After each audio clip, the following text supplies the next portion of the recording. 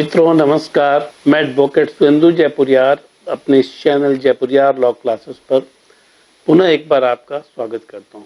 मित्रों, मैं आज एक बिल्कुल डिफरेंट टॉपिक लेकर आपके सामने उपस्थित हूं और इस टॉपिक का डिमांड हमारे जो जूनियर लॉयर फ्रेंड हैं उनके द्वारा किया गया है। बार बार मुझसे इस बात के लिए आग्रह किया गया कि जो सुप्रीम कोर्ट का एक जजमेंट है उस जजमेंट के आलोक में चीज़ों को बतलाया जाए और उसकी समुचित व्याख्या की जाए। यह क्या है, यह केस क्या है? क्योंकि लॉयर्स का इंटरेस्ट है तो बहुत ही स्पष्ट है कि लॉयर्स इसमें इन्वॉल्व होंगे। तो यहाँ पर यह मामला है कि क्या किसी भी वकील के द्वारा प्रदान की जाने वाली कानूनी सेवा, ठीक है ना, कानूनी सेवा को उपभोक्ता कानून के दायरे में लाया जा सकता है या नहीं। सुप्रीम कोर्ट की डिविजनल बेंच ने मई 14, 2024 को इस पर अपना एक निर्णय दिया है। बहुत ही डिटेल एनालिसिस इस पर की गई है, मैं उसे ब्रीफ में आप लोगों को बताऊंगा। इसमें बहुत सारे लॉयर्स अपीयर हुए, उन्होंने अपना जो आर्गुमेंट दिया उसकी भी समीक्षा सुप्रीम कोर्ट के द्वारा की गई है।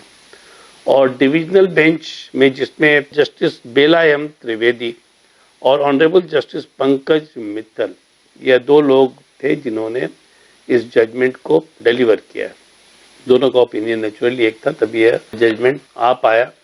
और मैं आपको बता दूं कि यह जजमेंट जो आया है वो वकीलों के फेवर में आया है, लेकिन सिर्फ ये नहीं कहा जा सकता कि फेवर में आया है, क्योंकि सुप्रीम कोर्ट ने यह कह दिया है कि दायरे में नहीं लाया जा सकता उपभोक्ता कानून के। यहाँ पर मैं आपको यह बतला दूं कि उपभोक्ता कानून के दायरे में नहीं लाने के लिए या नहीं आता है, इस बात को देखने के लिए काफ़ी समीक्षा की गई। कंज्यूमर प्रोटेक्शन एक्ट 1986 और कंज्यूमर प्रोटेक्शन एक्ट 2019 जो उसको रीइनेक्ट किया गया, उसकी पूरी समीक्षा की गई। मित्रों, यह केस है bar of Indian lawyers through its president Jasvir Singh, जो कि इसमें अपेलेंट है सुप्रीम कोर्ट में, जसवीर सिंह मलिक, और versus DK Gandhi, PS national institute of communicable disease and other से रिस्पोंडेंट है। यह नीचे के कोर्ट में कंप्लेनेंट रहे हैं, कंज्यूमर फोरम के कोर्ट में कंप्लेनेंट रहे हैं, लेकिन यहाँ पर यह रिस्पोंडेंट है क्योंकि बार जो था वह यहाँ पर अपील में आया हुआ है। अब यहाँ पर है मामला क्या, थोड़ा बैकग्राउंड ऑफ द केस को थोड़ा समझिए, क्योंकि यह मामला है लॉयर्स और क्लाइंट के रिलेशन को लेकर, उसके द्वारा जो सर्विसेज प्रोवाइड की गई है उसको लेकर है। यहाँ पर एक दिल्ली के एक लॉयर को एक केस दिया डीके गांधी ने। यह 30,000 कोर्ट का मामला था, जहाँ पर 20,000 रुपये चेक बाउंस का एक मामला था 2009 का। उसने एक केस लड़ने के लिए दिया।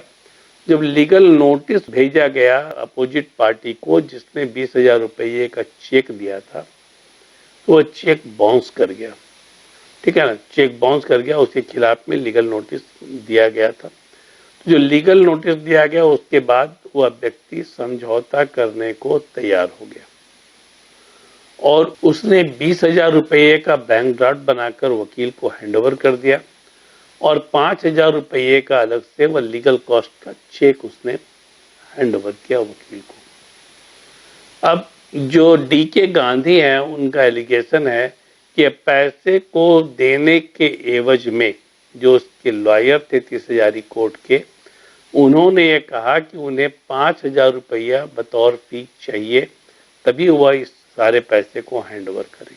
अब यहाँ पर मामला थोड़ा सा बढ़ गया और वह जो डीके गांधी था वह पैसा देने को रेडी नहीं था और वकील अपने फी को लेने पर वो भी अड़े हुए थे। प्रोफेशनल फी था, नेचुरली बहुत नेचुरल सी बात थी। और वकील ने एक सूट दायर कर दिया 5,000 रुपये की रिकवरी के लिए, मनी सूट दायर कर दिया सिविल कोर्ट में। अब यहाँ पर क्या हुआ कि बाद में चलकर जो वकील था वहाँ पर 30,000 कोर्ट का, उसने 20,000 रुपया और 5,000 रुपये का चेक जो पार्टी ने दिया था उसे हैंडओवर कर दिया डीके गांधी को, जो कंप्लेनेंट थे। लेकिन अब डीके गांधी का आरोप है कि जो 5,000 रुपये का चेक दिया गया था वो वकील ने डिजॉनर करवा दिया, उस पार्टी को बोलकर डिजॉनर करवा दिया। अब इस वकील के खिलाफ में इसने डिस्ट्रिक्ट कंज्यूमर फोरम दिल्ली में कंप्लेन कर दिया। डिस्ट्रिक्ट कंज्यूमर फोरम दिल्ली में कंप्लेन कर दिया और डिस्ट्रिक्ट कंज्यूमर फोरम दिल्ली में दोनों अपीयर हुए। एक तो इसका तो अपना ग्रीवांस था कि वकील ने मेरे साथ चीट किया है, सर्विस में डिफिशियंसी रही है और डिफिशियंसी ऑफ सर्विस के आधार पर उसे वहाँ पर जो कंपनसेशन मिलना चाहिए और जो पैसा है वो पैसा उसे मिलना चाहिए।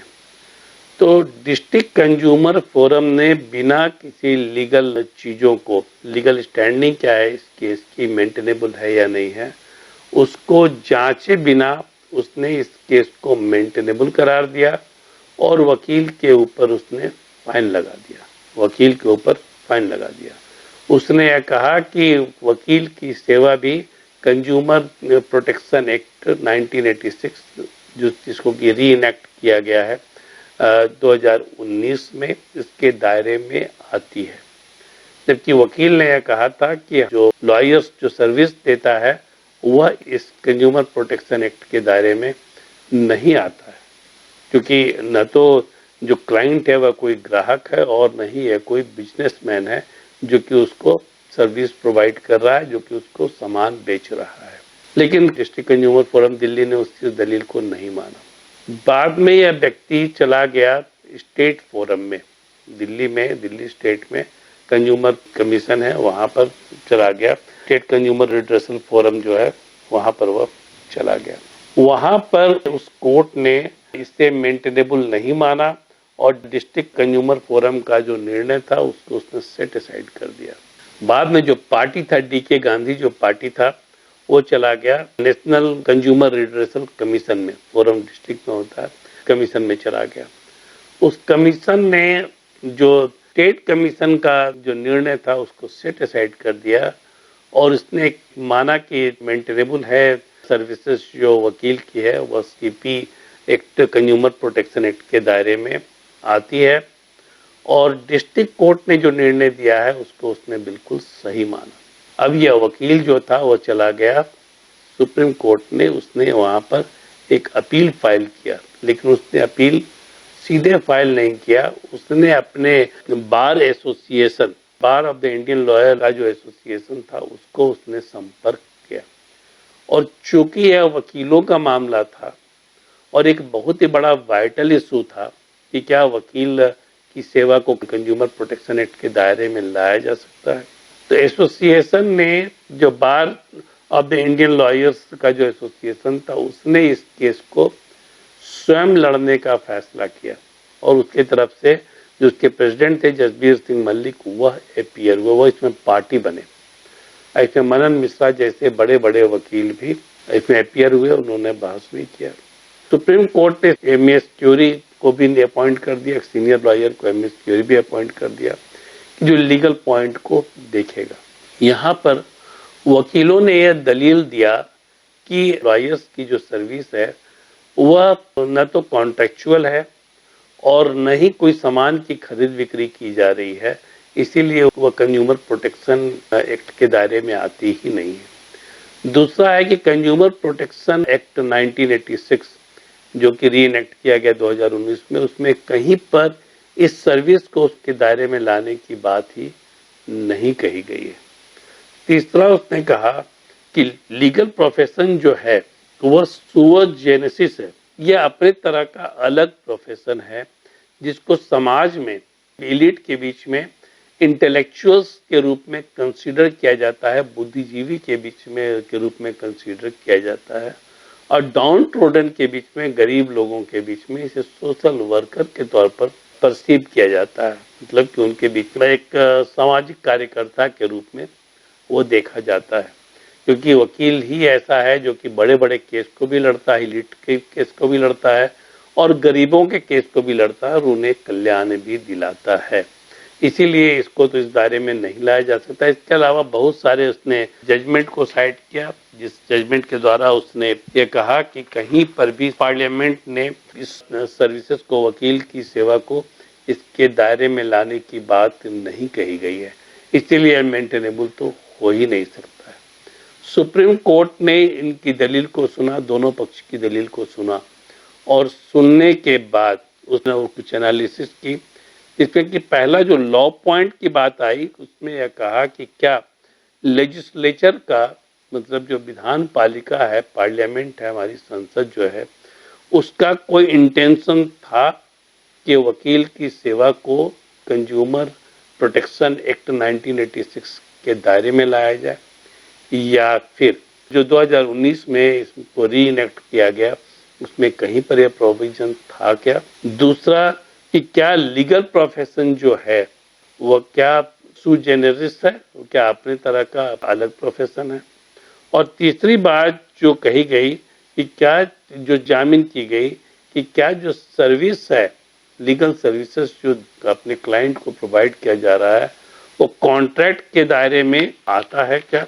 सुप्रीम कोर्ट ने इन सारी चीजों को बहुत ही इन डेप्थ इन सारी चीजों को जांचने का प्रयास किया। बहुत सारे उसने जजमेंट को भी खंगाला और बहुत सारे जजमेंट को सुप्रीम कोर्ट ने इसमें साइट भी किया, जिसमें उन्होंने बहुत ही स्पष्ट तौर पर कहा कि पार्लियामेंट जब 1986 में इसको पास की, जब इस कानून को बनाई, तो उस समय कहीं पर उसका इंटेंशन यह नहीं था कि लीगल प्रोफेशन को इसके दायरे में लाया जाए। उसका पर्पस यह था कि जो कंज्यूमर हैं उनको एक्सप्लॉइटेशन से बचाया जाए, धोखे से बचाया जाए, या जो बिजनेसमैन है उसके धोखे से बचाया जाए, जो ज़्यादा पैसा लेता है उससे बचाया जाए, जो कम सामान तौल कर देता है उससे बचाया जाए, गलत सामान यदि देता है तो उससे बचाया जाए। पर्पस उसका यह था। उसमें कहीं पर लीगल प्रोफेशन की बात उसने कही ही नहीं है। पार्लियामेंट में जो कानून पास किया गया है, बाद में भी जो रीनेक्ट किया गया उसमें भी ऐसा नहीं कहा गया है। इसीलिए कहीं पर जो यह कहना कि लेजिस्लेचर ने जो कानून पास किया है वह इसको मेंटेनेबल बनाता है, वह सही नहीं है। बहुत सारे जजमेंट भी इस पर थे जिसमें कि इन सारी चीज़ों को सामने लाया गया, जिसमें बहुत ही महत्वपूर्ण जजमेंट था state of Karnataka versus Vishwa Bharati house building corporation society and others. ये 2003 में सुप्रीम कोर्ट ने इस पर अपना निर्णय दिया था और इसमें भी वही बात कही गई थी, ठीक है ना। इसमें ऑब्जेक्ट को बहुत स्पष्ट किया गया है जजमेंट के द्वारा। सीपी एक्ट के कंज्यूमर प्रोटेक्शन एक्ट के पर्पस को बहुत स्पष्ट किया गया है, एम्स एंड ऑब्जेक्टिव को बहुत स्पष्ट किया गया और कहीं पर यह नहीं है कि लीगल प्रोफेशन जो है वो इसकी श्रेणी में आता है। इसलिए पहला जो पॉइंट था उसको बहुत ही क्लियर कर दिया सुप्रीम कोर्ट ने कि वह इसके दायरे में नहीं आता है। दूसरा कि क्या यह प्रोफेशन जो है अपने आप में अलग प्रकार का प्रोफेशन है, इसको भी सुप्रीम कोर्ट ने बहुत ही अच्छे से जांचा और उसने वकीलों की इस दलील को माना कि यह अलग तरीके का प्रोफेशन है। सुप्रीम कोर्ट ने इस चीज को एक्सेप्ट किया कि अलग तरीके का प्रोफेशन है, जिसमें कि जो वकीलों ने कहा था कि यह जो प्रोफेशन है, यह जो एडवोकेट हैं, जो इसको प्रोफेशन को करने वाले जो एडवोकेट हैं, वह एडवोकेट को परसीव किया जाता है इलिट्स के बीच में, सम्मानित लोगों के बीच में, इंटेलेक्चुअल्स के रूप में। और दूसरा जो मैंने कहा पहले कि डाउन टोडन के बीच में सोशल वर्कर के रूप में। सुप्रीम कोर्ट ने भी इस चीज को माना और ये कहा कि वकील जिस ढंग का काम करते हैं कि वो बिजनेस नहीं है, वो बिजनेसमैन की श्रेणी में नहीं आता है और नहीं यह सेवा बिजनेस की श्रेणी में आती है। वकील लोग प्रो बोनो भी काम करते हैं। प्रो बोनो का मतलब होता है गरीबों के लिए मुफ्त सेवा भी देते हैं और वकील ही ऐसे हैं जो कि लीगल सर्विसेज अथॉरिटी में जाकर अपनी सेवा बहुत नॉमिनल कॉस्ट पर देते हैं, इसलिए इसको बिजनेस की श्रेणी में नहीं रखा जा सकता। दूसरी चीज है कि ये कोई खरीद बिक्री का मामला है नहीं जिसमें धोखाधड़ी की बात है, वो सर्विस की बात है और यह सर्विस जो है पूरी तरह से इन पर डिपेंड नहीं करता है। वो सर्विस डिपेंड करता है जजेस के ऊपर, पूरे कोर्ट के इन्वायरमेंट के ऊपर, और वकील को एक तरफ तो अपने क्लाइंट को डील करना होता है, दूसरी ओर उन्हें जजेस को डील करना होता है। तो इन सारी चीजों को देखते हुए इसे बिजनेस की श्रेणी में तो नहीं लाया जा सकता। इसीलिए कहा जा सकता है कि यह अपने तरह का अलग एक प्रोफेशन है और अपने तरह का अलग प्रोफेशन होने के नाते हम इसको कहीं से भी लेजिस्लेचर ने इसको कंसीडर नहीं किया है सीपी एक्ट में लाने का। तीसरी चीज जो सुप्रीम कोर्ट ने जो एग्जामिन किया, क्या पर्सनल कॉन्ट्रैक्ट के दायरे में आता है। यदि एक कॉन्ट्रैक्चुअल सर्विस की बात आती है तो कॉन्ट्रैक्ट का मामला जब आता है तो कॉन्ट्रैक्ट के मामले में किसी चीज को इम्प्लीमेंट करने की बात, किसी चीज को देने की बात, कोई व्यापार की बात, किसी चीज को डिलीवर करने की बात आती है। लेकिन यहाँ तो मामला सर्विसेज का है और वह सर्विसेज भी ऐसा है जिसमें कि हार और जीत की संभावना लगी रहती है। तो यहाँ पर यदि किसी कारण से जो इकोसिस्टम है कोर्ट का उसमें बहुत सारी चीजें अफेक्ट करती हैं, तो यह कहना कि यह काम जो कॉन्ट्रैक्ट के दायरे में है और कॉन्ट्रैक्ट के दायरे में है इसलिए इसको पूरा होना चाहिए और नहीं हुआ, डिफिशियंसी हुई तो उसका कंपनसेशन दिया जाना चाहिए। यदि इस चीज को कंसीडर किया गया, मतलब लीगल प्रोफेशन को कॉन्ट्रैक्ट के रूप में कंसीडर किया गया, तो केसेस की बाढ़ आ जाएगी, मुकदमों की बाढ़ आ जाएगी। कोई भी व्यक्ति जो मुकदमा हार जाएगा वह यह कह देगा कि यह डिफिशियंसी ऑफ सर्विसेज था और वह कंज्यूमर फोरम में चला जाएगा। तो ऐसी स्थिति में संभालना भी चीज़ों को मुश्किल हो जाएगा। और दूसरा कि वकील भी स्वतंत्रता पूर्वक अपना काम नहीं कर पाएंगे, जो अपना बेस्ट देने का प्रयास करते हैं वो अभी बिना यह सोचे हुए कि आगे क्या होगा, वो सिर्फ उनके सामने एक ही गोल होता है कि कैसे रिलीफ दिलाया जाए, उसमें वो अपना बेस्ट देने की कोशिश करते हैं। यदि उनके मन में एक डर समा जाए कि यदि केस वो हार गए तो केस हो सकता है, तो शायद इस प्रोफेशन में लोग आना ही छोड़ दें, इस प्रोफेशन में लोग आना ही छोड़ दें और क्लाइंट और वकील का के बीच का जो विश्वास है वह विश्वास भी डगमगा जाएगा और कहीं पर भी फिर काम करना मुश्किल होगा। न्यायपालिका के लिए भी मुश्किल होगा और बार के लिए भी मुश्किल होगा। इसीलिए लेजिस्लेचर ने बहुत सोच समझकर इसको कंज्यूमर प्रोटेक्शन एक्ट के दायरे से बाहर रखा है। तो इस तरह पूरी एनालिसिस करने के बाद सुप्रीम कोर्ट ने जो नेशनल कंज्यूमर रिड्रेसल कमीशन का जो निर्णय था उसको उसने सेट असाइड कर दिया और जो हाई कोर्ट का जो निर्णय था उसको उसने फिर से बहाल किया, अर्थात जो लीगल प्रोफेशन है उसको कंज्यूमर प्रोटेक्शन एक्ट के दायरे में नहीं लाया, जो कि लेजिस्लेचर का भी पर्पस था और एक्ट पास करने के समय उनकी भी मंशा यही थी। तो मित्रों, मैं उम्मीद करता हूं कि आप लोगों ने जिस उम्मीद से मुझसे संपर्क किया था कि एक वीडियो बनाया जाए इस पर, कंज्यूमर फोरम एक्ट के दायरे में आता है कि नहीं वकील की सेवा, उससे आप संतुष्ट होंगे। और यदि कोई क्वेरी हो तो आप मैसेज कर सकते हैं, मैं कोशिश करूंगा कि उन सारे क्वेरीज का जवाब आप लोगों को दूं।